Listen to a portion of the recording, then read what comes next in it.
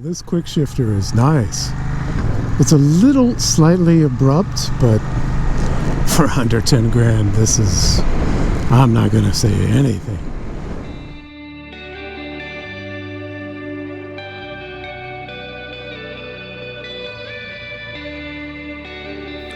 Hi guys, Nothing to Prove here. Today's a beautiful day because any day one can be out on two wheels is a beautiful day, especially a new bike, all new this year in 23, the 8S. Take a look at this front face. I have one comment, a face only a mother could love. If you guys like it, more power to you. Hey, get this bike. It's a great feeling bike. My first initial impression is two thumbs way up. Loving this. Even though it is a class leader for weight, that's what this bike is. You say, what do you mean? Well, I have these two categories, a performance and a budget. But in the budget group, look at the weight of this. Yeah, this is only the old CBR 650R or CB 650R is heavier than this. The benchmark for this group is, of course, the MT-07. Look at where that is. But if you look at the power, torque, engine size, the only thing standing above average is the weight, and also look at that price.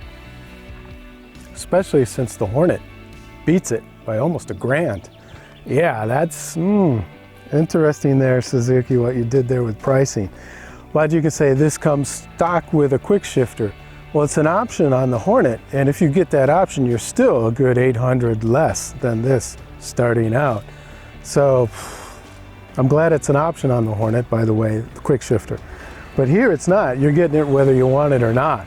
So that's included in that overall price right there. Big truck going by. Sorry, guys. And dust.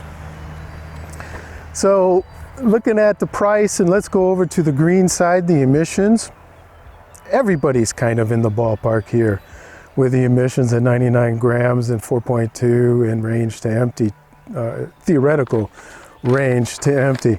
So you can say, wow, Scott, thanks for the numbers, but how do those numbers feel on the street?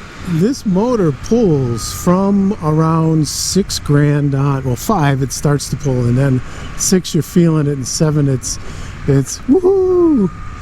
Here, let's try her here. We're at 4.5. Right there at 7, 8, 9. Oh yeah. And then that quick shifter just allows you to go. The quick shifter loves being on full throttle for sure, and then going back down. I cannot fault this engine and transmission working together.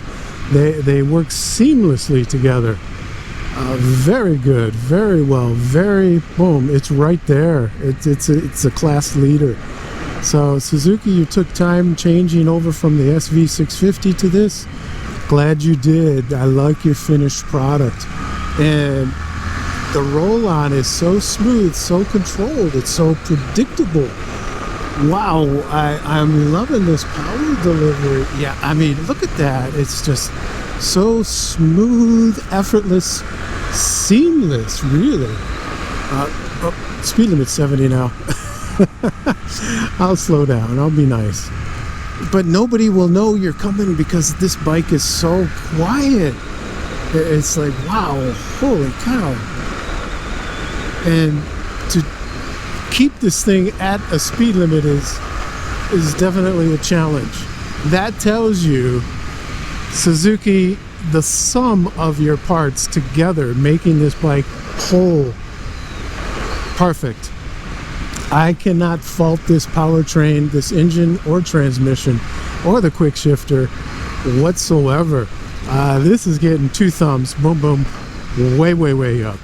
Coming up to the front, non-adjustable KYBs, 41 millimeter diameter, 130 mils of travel, 310 mil discs, 4 piston Nissan radial mounts, though that's also a positive.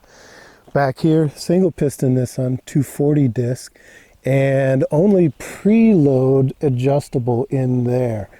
So this frame is all new. By the way, it's the same thing as the V-Strong 800 DE frame which I'll be riding in 2 days. But the subframe is different on the Naked from an adventure bike, of course. You're going to have more weight, more longer, wider, and different capacities for an adventure bike. So how does this all new frame feel on the street? The front brake, good feel, good feedback, excellent grip right from the beginning to the middle to the end. It's pretty even. And the rear brake, same thing. It's a little vague at first, but then once you get midway into the push, it's giving you what I require. And I'm wearing my TCX Formula One style boots, so I get a lot of feel and feedback with these boots. And these brakes together, I'm liking them just as much as I liked them on the Hornet. Very good. It looks like Suzuki did their homework with these brakes. Now, how are these KYBs doing on a not so track day smooth road? Let's find out, shall we? Okay. Oh, yeah. Okay. I'm feeling it, but they're sticking. That's the main thing. They're sticking a line. Loving it. No matter what bumps I'm getting in this, they're sticking. I cannot fault them. And it's not too rough on me, even though the seat is kind of hard. But all your middleweight naked budgets, the seats are hard. And I can pick a line and go, and I love that. Once I hit the apex, roll on. But yeah, this is wow. Loving these KYBs. Yeah, 2 thumbs way up for this chassis. Boom boom. Coming back here with the rest of the bike. Yeah, I am liking this blue against the black there. Although the rims, you know, that's a give and a take.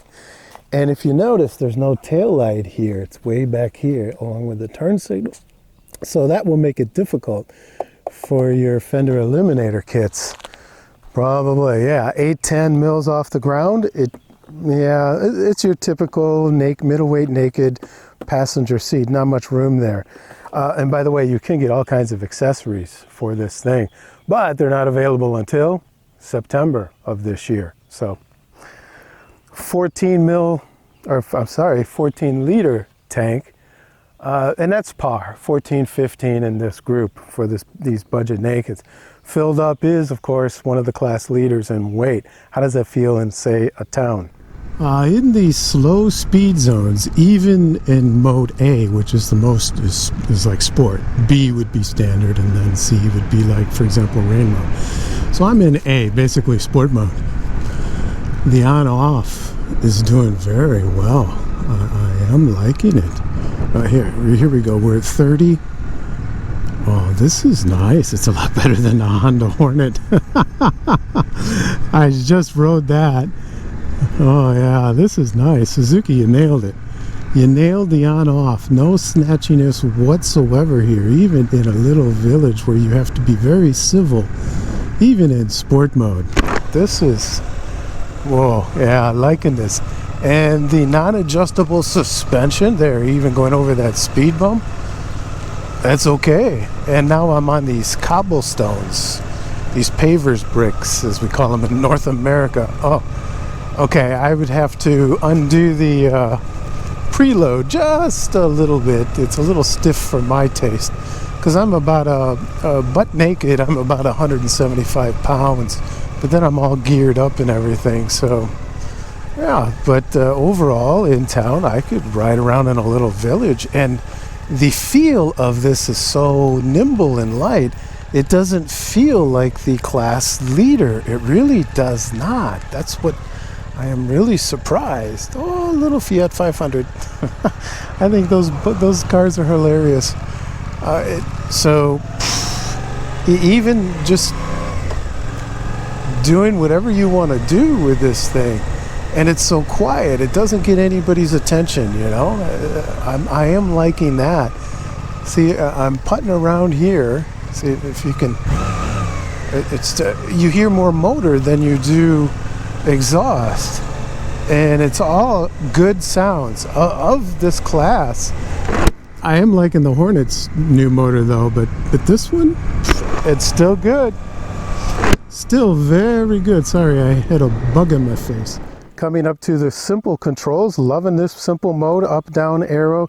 You just press the mode and you can go back and forth, whichever one, adjust traction control, go off, go on, 1, 2, leave it there, and also 3 ride modes. Also, I am liking this simple black. You can turn it to white, but I like the black background. Same controls there. That's always on pretty much all Suzukis. Mirrors work well. Overall, boy, that is an annoying buzzing sound there once I turn the ignition off. Overall, first impression, good. After riding this for a little while, it looks like the Suzuki engineers had a checklist. So we got to accomplish this, this, this, this, and they've checked every single box. Did a good job. And this bike is quiet. Wow, I was very shocked at how quiet this is. This is, in my humble opinion, the quietest bike in this group. So if you guys want a very subtle, quiet, controlled ride, this is the bike. I'm sure there will be other aftermarket pipes that you can put on here to louden it up if you need to. But overall, guys, 2 thumbs way up for this bike. If I had to pick one of the new ones this year between the Hornet or this, I think I would take the Hornet. Although the throttle mapping on the Hornet, yeah, you can fix that eventually. And I would just get a quick shifter on the Hornet and boom, I would be done. Then I would take that over this. That's me. And also save 800 euros too by even getting the quick shifter on the Hornet. All right, guys. As always, I hope you've enjoyed this review, guys. Number 1, ride safe. That's what's most important. And number 2, ride like there's nothing to prove. Truth.